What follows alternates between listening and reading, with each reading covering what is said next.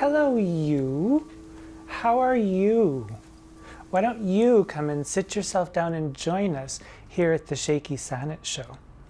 I'm Tootight Lautrec, and this is the Shakey Sonnet Show. We're here at the bottom of the down staircase in the permanently sequestered remainder section of an unnamed local library, which may or may not have a lion couchant or two on the steps by which you could walk by if you come to see me in person. And today we're looking at Sonnet 13, which is all about you and not about thou. Yes, that's right. It's the first time in the sonnets that we've seen the subject of the sonnet addressed as you rather than thou, which must mean something. Or does it? Well, I'll admit right now, it's a very thorny question, and in the jigs and reels, as I was attempting to find a very concise way of addressing the you versus thou situation, it just about took the top of my head off it, which is what's inspired my petit chapeau for today. But before we go forward, I would like to say that in my wanderings around for information, I went to the to-woo crowd on the Twitters and asked for some help, and I would like to thank Laura Estill at St. Francis Xavier University in Nova Scotia for responding to me, and also at bardweb.net, which is an Illinois-based Shakespeare research center. So before we get into the deep variations, the ins and outs of the yous or thous, I just want to go through a basic fact sheet about yous and thous in the entire 154 sonnet sequence of Shakespeare. Sonnets 1 through 12, it's thou, thou, thou, thou, thou, thou, thou, and then suddenly in Sonnet 13, it's you. And we have you or yours appearing 17 times in one sonnet. So it certainly does seem like it could mean something. We'll find out if that's true, or you can tell me if I'm wrong. What we'd have to think about, though, are there patterns that occur with these yous and thous as they appear in the sonnets? And depending on your sources, there are anywhere from 69 to 73 thou sonnets. There are 34 you sonnets.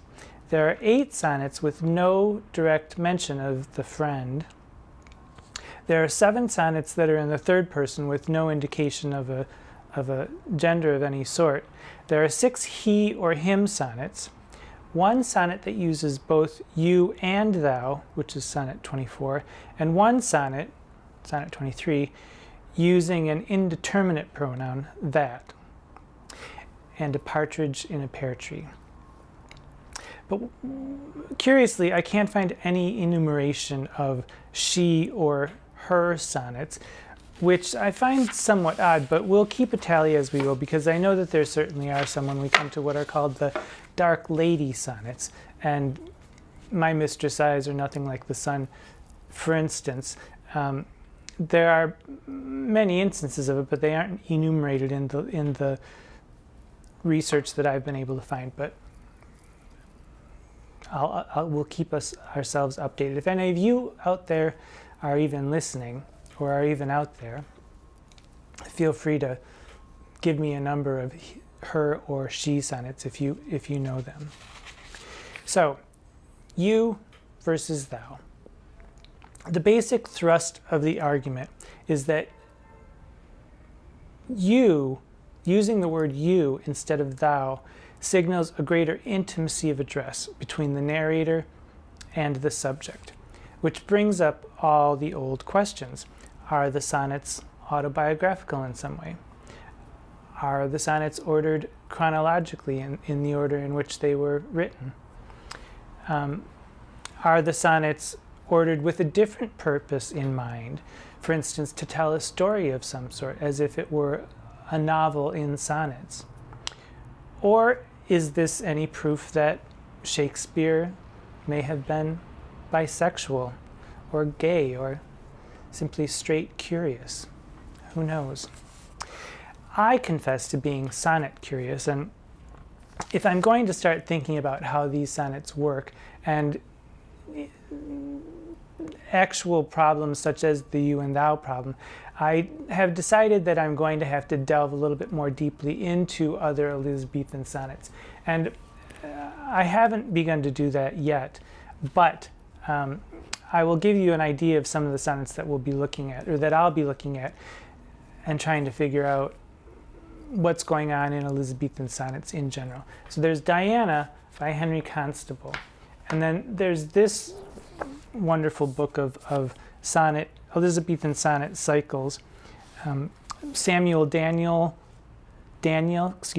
Michael Drayton, Sir Philip Sidney, and Edmund Spenser are also in this book. So I'll be looking at those to try to get to some sort of understanding of what's going on in Shakespeare sonnets, if they're the same, if they're different, how they're different, if Shakespeare was just a copycat or if he was his own true genius, which I think I know the answer.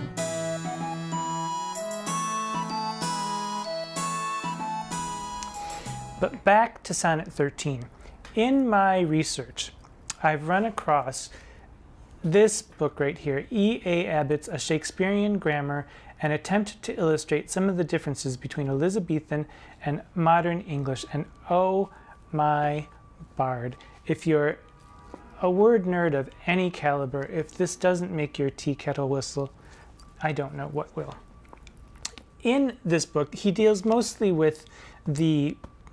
almost exclusively with the plays, but there's every sort of verbal gymnastics that you can imagine. He does ellipses, transpositions, verbs, mood inflections, auxiliary verbs. Anything that you might want to know is in here, and he gives examples in the plays which we can use to extrapolate to the sonnets. But in here he talks about you and thou. Thou is a strange little creature because it's used for affection between friends, as when it's used as superiority to servants or to children, so someone from higher rank to lower rank, or it can be used with a stranger to express contempt or anger.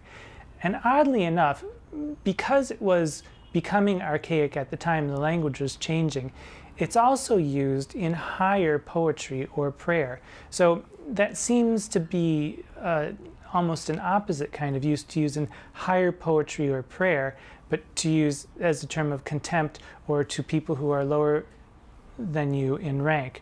But that's how it is. You is used most often from children to parents as a sign of greater respect and as a sign of greater intimacy. So husbands and wives can speak to one another as you or thou. It's also used in conditional and other sentences, whereas thou is used in plain statements and requests, which is actually the case in Sonnet 13, I think. And also it can be used as a plural. So for instance, if two of your children are, if one child is leaving home, you can say, okay, well, farewell to thee. But if two of your children are leaving, you would say farewell to you, because you is the plural, which we actually still use that form today. So, a bit confusing, I know. What does that mean about the sonnets? Well, there are all sorts of theories. One theory is that, based on all this, Sonnet 13 must be a private sonnet. If you take the idea for fact that the first 12 sonnets were commissioned by a parent or a guardian for Shakespeare to write to their child, perhaps these sonnets were being seen by the person who commissioned them. And Sonnet 13 is a bit, on the sly, and it's meant to be a private sonnet between Shakespeare and the person to whom the sonnet is delivered. That's one theory. A second theory is that the use of you corresponds to the development of the friendship some greater or lesser intimacy as they're switched back and forth in the sonnets. So that perhaps if we think of sonnet 1 and then we get to sonnet 13, perhaps there's a greater intimacy growing between these two people. A third theory is that you or thou is not important in any way to the relationship. It's simply based on euphony, or the way the word sounds in the particular sonnet. And it has nothing to do with anything relating to the relationship between the people. It's just how it sounds. Which sounds better, you or thou? Which is easier to rhyme? And a fourth theory would be that because language was evolving particularly quickly in Shakespeare's lifetime, you and thou slip and slide, slipshod throughout the sonnets because of the shifts of the current language at the time. Some say this is proof of chronology, that they were written chronologically because of these slippages back and forth, and some say that this is absolute proof that it's not chronological because there is so much slipping and sliding. So, what does all this mean? I don't know. For the moment, I'm hitching my wagon to an Australian scholar, Thomas George Tucker, who says in his 1924 introduction to the sonnets, the different uses of these pronouns have made the starting point of various interesting discussions, none of which can be said to have reached any result. No difference can be discovered as to greater or less intimacy, greater or less respect, greater or less passion. So, now that that will never be settled, let's get directly into Sonnet 13 and see just what is going on. And while I have said that I prefer the Penguin edition for memorizing the poems, I'm still using the Signet Classic Revised version because if you follow me on Instagram, you can see that I photograph the sonnet that I'm discussing and post it on Instagram every Thursday, if you're interested to see what my little chicken scratchings in the margins might be. So let's read through it once, and then we'll get down to the nitty-gritty. 13. Oh, that you were yourself, but love, you are no longer yours than you yourself here live. Against this coming end you should prepare, and your sweet semblance to some other give. So should that beauty which you hold in lease find no determination, then you were yourself again after yourself's decease, when your sweet issue your sweet form should bear. Who lets so fair a house fall to decay, which husbandry in honor might uphold against the stormy gusts of winter's day, and barren rage of death's eternal cold? Oh, none but unthrifts. Dear my love, you know, you had a father. Let your son say so. Okay, so I found the language in here slightly difficult to comprehend simply because of the very first line, oh, that you were yourself, but love, you are no longer yours than you yourself here live. When I think about that sentence and the use of you, which E.A. Abbott tells us is used often in conditional sentences, this is a conditional sentence. It's as if saying, if you would be yourself forever, unchanged and as beautiful as you are, that would be wonderful. But you are no longer yours than you yourself here live. In other words, you will die once. You will not be yourself in time to come. You will no longer be the you that you are today. You will be a different you, an older you, a less attractive you, a decrepit you, a dead you, eventually. So here's the warning that we've heard in sonnets 1 through 13. Oh, that you were yourself, but love, and here we have the word love. Now, it's the first time, We've seen a bit of love in Sonnet 10 where the narrator says, "For love of me." But this is the first time it's actually addressed as an appellation. Love, you are no longer yours than you yourself here. And we get it again in line 13, "Dear my love." And you have to ask, what sort of love is this? Is this a love between two friends? Is this a love from a parent to a child, or it's not from a child to a parent, obviously. Is it a love between lovers? It's not entirely clear. It's still up for debate. You can call people love and have no sexual relationship with them. So, if you were yourself, if you stayed how you are forever now, then everything would be fine. But you are no longer yours than you yourself here live. You're living here now, you won't be the same tomorrow. You're only here for as long as you're here right in front of me. Tomorrow is a different day and you'll be different. And eventually dead. And so the third line, "Against this coming end, your death, you should prepare for your death. And your sweet semblance to some other give." Well, here we go again. You're gorgeous, you're beautiful, you're lovely. Send it on down the line into your progeny, and we can all enjoy the world for the beauty that's in it, which will look like you. The second quatrain. "So should that beauty which you hold in lease," you're holding on to this as if you've, you're leasing a house, or you're attempting to keep in one spot, but you can't do that because that's not how life works. "So should that beauty which you hold in lease find no determination," if there is no end to that lease, "then you were yourself again after yourself's decease." So should that beauty which you hold in lease find no determination. If you don't find a good way to end this, then you will die. After yourself's decease, you'll be yourself again, but you'll be your dead self and not the beautiful self that you are today. So there are many selves waiting for you.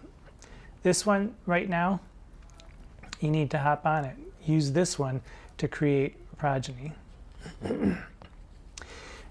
"So should that beauty which you hold in lease find no determination, then you were yourself again after yourself's decease, when your sweet issue, your sweet form should bear. Your children should look like you," and that's what you should be thinking about. And then there's the chiding, the metaphor of the house. "Who lets so fair a house fall to decay, which husbandry in honor might uphold?"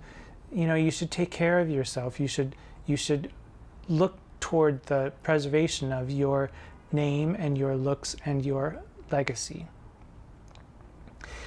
"Which husbandry and honor," so the question is, who does this? Why are you so profligate? Why are you doing this? "Who let so fair a house fall to decay, which husbandry and honor might uphold against the stormy gusts of winter's day and barren rage of death's eternal cold?" Isn't that wonderful? That's a wonderful line. A wonderful line. "The winter's coming. Ooh, the wind blows. It chaps your face. It makes you old. And pretty soon you're old and dead and in the grave, and you've nothing to show for yourself." Who does that? None but unthrifts. Don't be an unthrift. "Dear my love," and there we go again. "Dear my love, it could be any actual emphasis on "dear my love, as in that this is true," or it could just be I'm putting the contemporary take on it as, "Dear my love, you had a father. Let your son say so." And with that, the Father and the Son and the Holy Ghost, not really, with the Father and the Son, one must ask, is this cause for honking? Well, I did honk, but I don't necessarily have to have just one honk. It's possible that a woman can have a father and a son too. So I'm not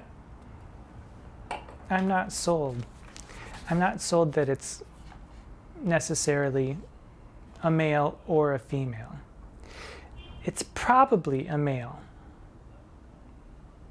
I will say that it's probably a male, but I can't say for certain. What could the dramatic possibilities of this be? This could be a parent to a child. This could be an elder person to a younger person. This could be a friend to a friend, like Romeo and Mercutio to one another.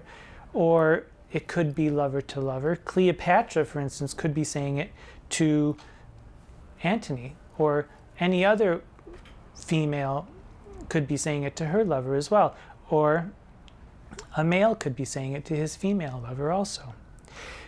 What I do know is that I have to read more Shakespeare plays, because it seems that I'm only referencing King Lear, Hamlet, and a few other plays, and I do have to get, I've read about half of them, but I need to get a little bit more up to date. And if you can think of any dramatic possibilities that this poem might fit into, please feel free to give a shout out in the comment section.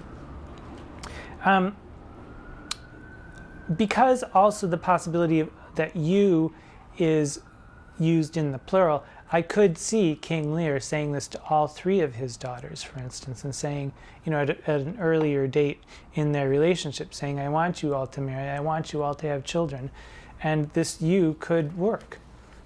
Although to say, but love and dear my love, does seem like it's a singular. So not a strong argument, but an argument all the same. So we're going to pay attention to the jigs and reels and what happens between the yous and the thous, at least up until Sonnet 17, after which we will probably take a little bit of break and regroup for the summer. But 13 is a you, 14 we go back to thou, 15, 16, and 17 are you again, and 18 we have starts a long string of thous. We'll be paying attention to those, and I'm hoping that you'll be paying attention to everything else that's in the world that's full of wonder and that makes your life wonderful. Until we meet again, I'm Tootight Lautrec.